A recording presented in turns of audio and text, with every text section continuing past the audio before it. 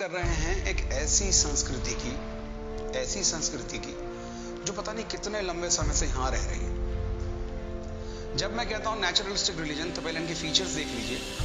Naturalistic religion का सबसे बड़ा फीचर ये है कि इनका कोई जन्मदाता नहीं होता। अब्राहम से शुरू होती है, फिर अब्राहम के बाद जीसस के पास जाकर के क्रिश्चियनिटी अलग हो जाती है। फिर 600 साल बाद अरब में एक और सेक्ट निकलता है अब्राहमिक रिलीजन का, जिसको आज लोग इस्लाम कहते हैं।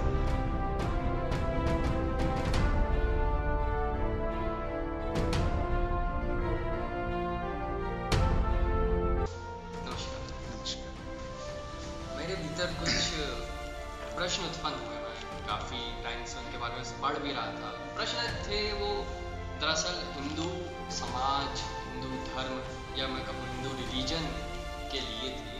और जब मैंने इसके बारे में पढ़ा, किसी से सुना, किसी से मैंने सीखा, तो उन्होंने हर व्यक्ति ने, हर दूसरे तीसरे व्यक्ति ने मुझे धर्म और जो हिंदू की परिभाषा थी वो विभिन्न बताई।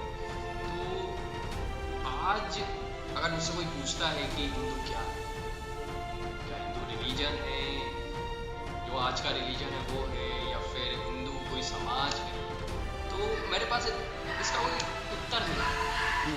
तो मैं चाहता हूँ कि आप मुझे आज इस प्रश्नों का, जो मेरे प्रश्न रहेंगे आपसे, आप मुझे उनका उत्तर दें और मुझे जो मैं कंफ्यूजन में हूँ जी उसको आप मुझे बाहर निकालिए प्रयास से।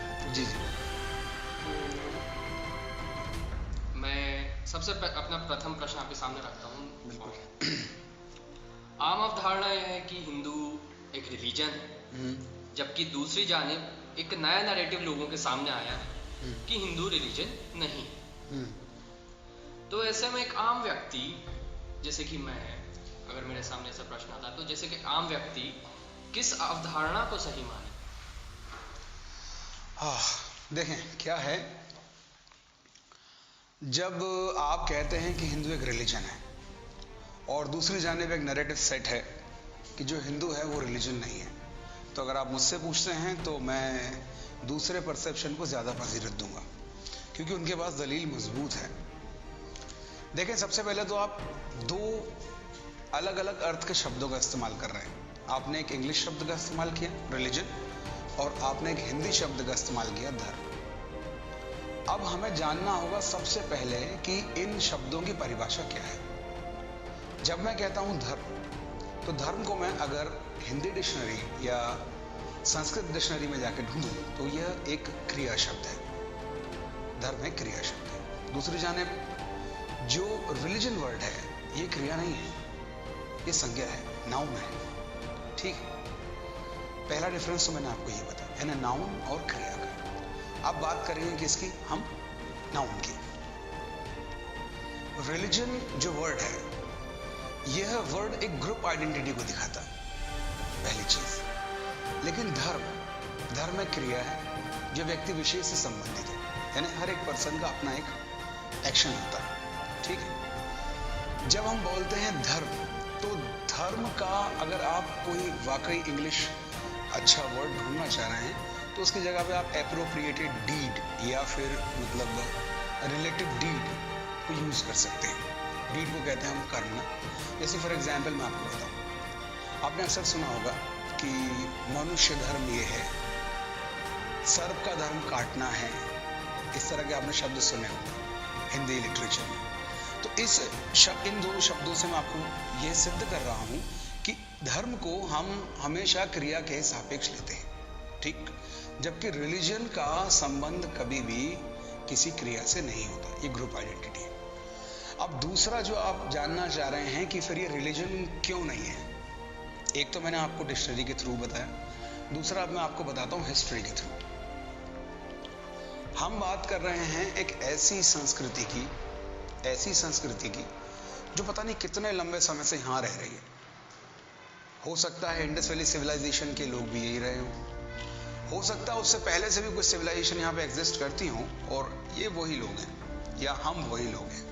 ठीक, तो शुरुआत में वहाँ के जो लोग थे वो आप सभी जानते हैं कि रिवर्स यानी के करीब रहते थे।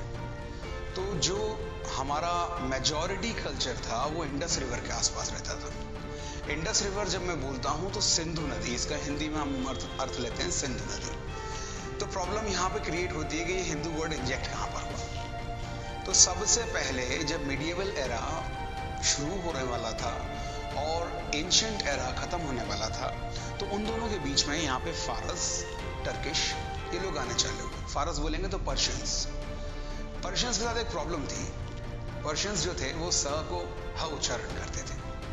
इसके हम लोग अभी भी अगर देखें तो हमारे पास में कुछ एग्जाम्पल्स हैं। जैसे पंजाबी में पैसे को बोला जाता है पह, स के लिए ह का उच्चारण, ठीक है। सकारात्मक के लिए हकारात्मक गुजरात में कहा जाता है, स की जगह ह का उच्चारण किया जाता है। तो इसी से मैं भी प्ली ले रहा हूँ, इसी से जो मैंने आपको एग्जाम्पल दिया, इसी से मैं प्ली ले रहा हूँ कि जो सिंधु रिवर थी वो उसे हिंदू कहा करते थे और यहाँ के आसपास बसने वाले लोगों को भी वो हिंदू कहा करते थे। तो इस तरीके से ये सबसे पहले जो हिंदू शब्द था यह बना ज्योग्राफिकल आइडेंटिटी। ज्योग्राफिकल आइडेंटिटी बन गया उस टाइम पर और यहाँ के लोगों को हिंदू कहा जाने लगा। अब दौर चलता गया चलता गया चलता गया चलता गया। मुस्लिम इन्वेडर्स यहाँ पर आए, उन्होंने यहाँ पे अपनी सत्ता स्थापित की। सत्ता स्थापित करते ही उन्होंने हिंदुओं पर जजिया कर लगाया। जजिया कर हम कहते हैं उसे जिसमें किसी व्यक्ति को अगर वो इस्लाम रिलीजन का नहीं है या इस्लाम का नहीं है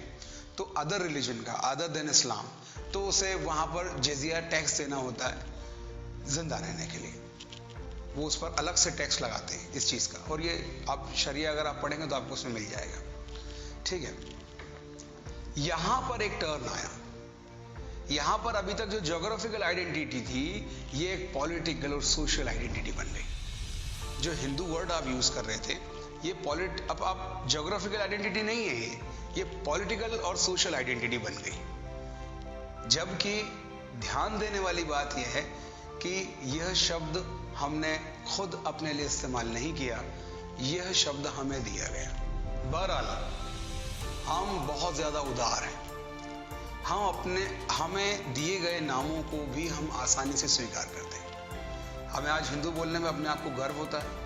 हमें इस बात की कोई शर्म नहीं है कि किसी ने हमारा नाम रखा, ठीक है, उसने हमारा नाम रखा। क्या हम सिंधु नदी के किनारे नहीं बसे थे? ठीक है। रिलेटेड रिवर से हमें मतलब एड्रेस किया जाता है, ये हमारे लिए फक्र की बात है। बहरहाल अब ये रहा सवाल कि ये कौन है फिर? अगर ये रिलीजन नहीं है तो फिर ये क्या है? तो ये एक बहुत लंबा सिलसिला था, ये शुरू से चले आ रहे थे। इसलिए इनके लिए जो वर्ड यूज किया जाता था हिंदूज रिलीजियस टेक्स्ट में, सेक्रेट टेक्स्ट में, तो वो वर्ड था सनातन। सनातनिक लोग, सनातनिक लोग जब मैं कहता हूं तो ये एक ग्रुप आइडेंटिटी बनती है। अब आप मेरी बात समझ पा रहे हैं? जब आप कहते हैं कि हिंदू कोई रिलीजन नहीं जी, अब आपने ये कहा कि जब सेक्रेट टेक्स्ट हमारे तो उसमें वर्णन है कि हिंदू जो यहाँ के जो व्यक्ति थे, यहाँ पे जो बसे हुए जो पौराणिक यहाँ जन्म लेने वाले, तो उन्हें सनातिक लोग कहा जाता था कि सनातन धर्म से वो सम्मिलित थे। तो सनातन धर्म और दूसरे रिलीजन्स के बीच में वो कौन से अंतर जो इन्हें अलग बनाते हैं, जो सनातन धर्म को दूसरे रिलीजन से अलग बनाते हैं?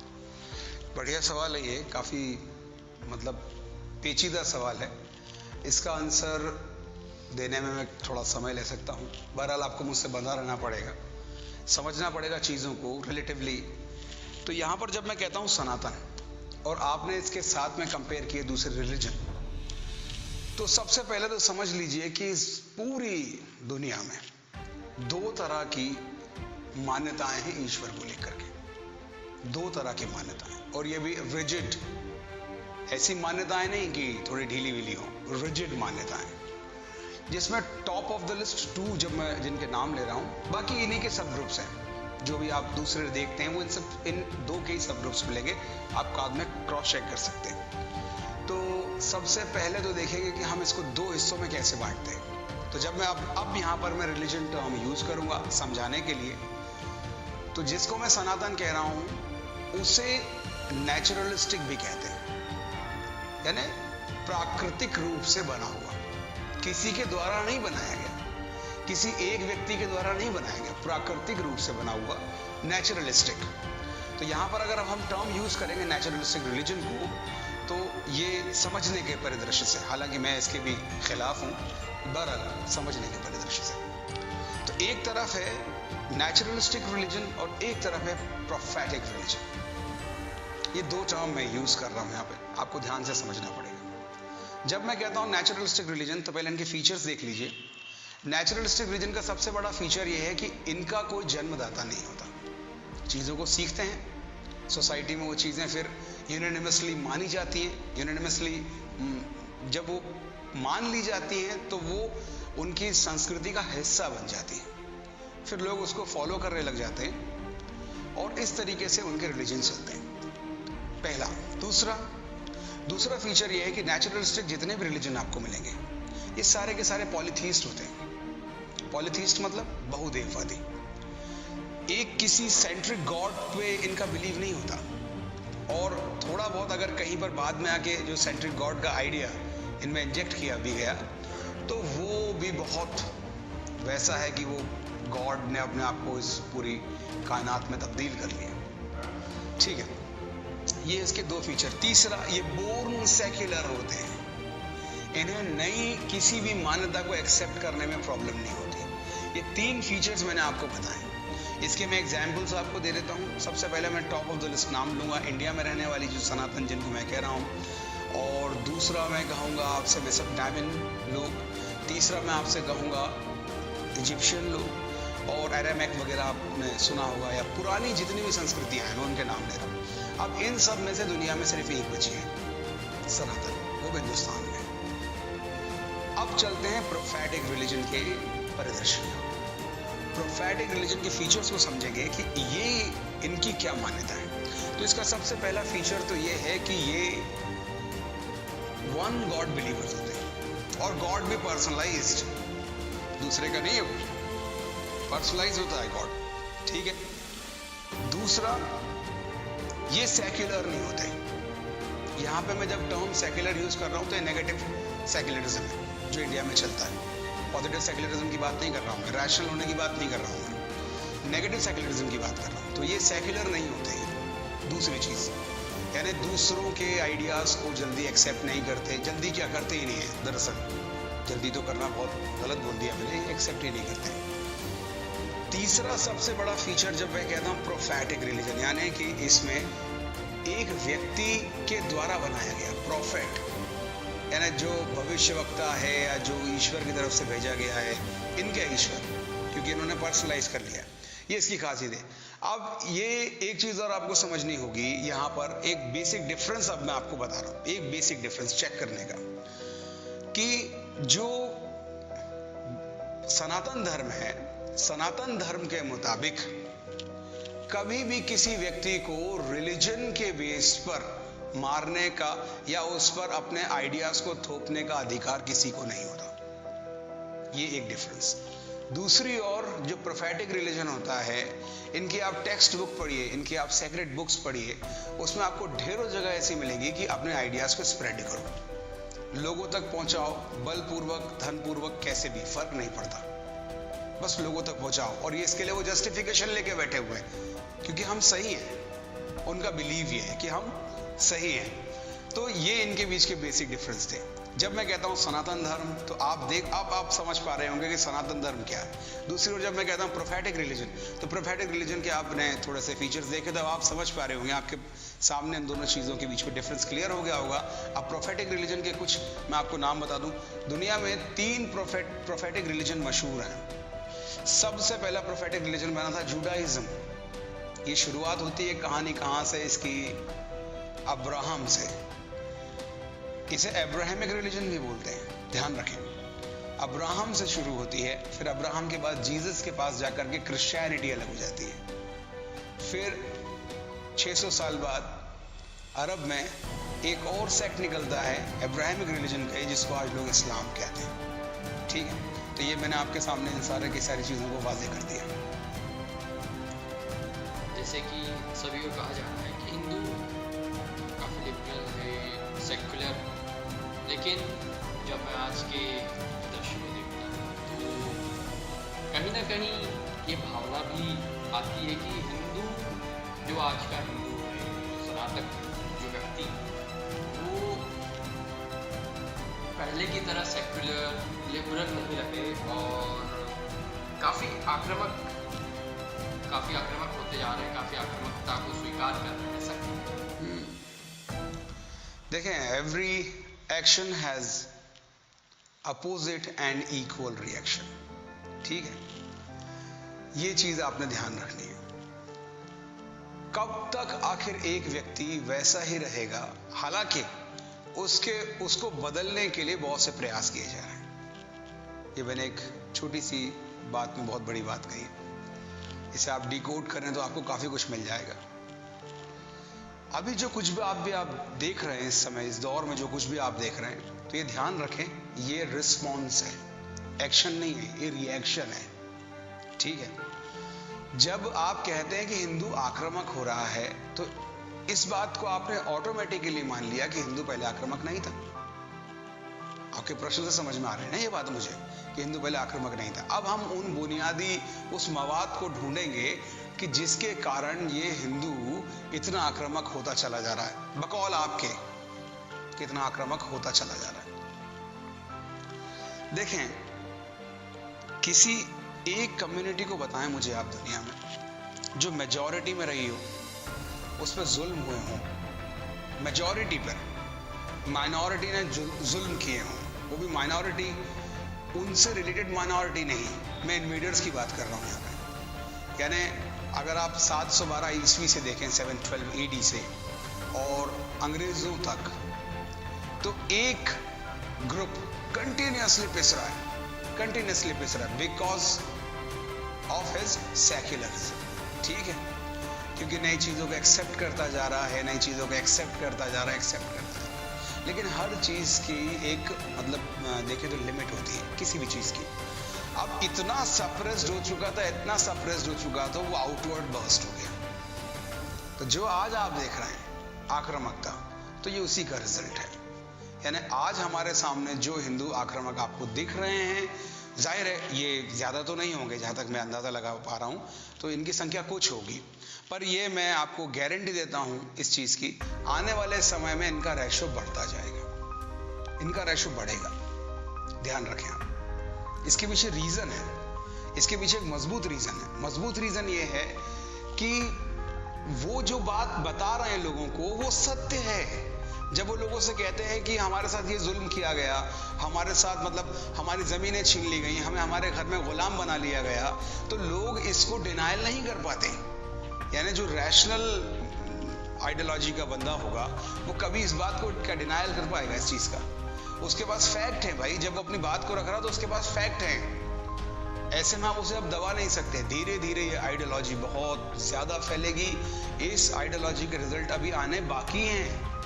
जिस आक्रामकता को आप देख रहे हैं, ये उसका 3% भी नहीं है जो इन फ्यूचर आएगा, ये मैं आपको बता रहा हूं, ठीक है? अब यहाँ पर अगर आप एक चीज को और समझें, तो मैं एक इसमें अपना पॉइंट ऐड करूं, अगर आप इजाजत दें मुझे, तो मैं एक पॉइंट ऐड कर सकता, मतलब अपना पॉइंट ऐड करता हूं।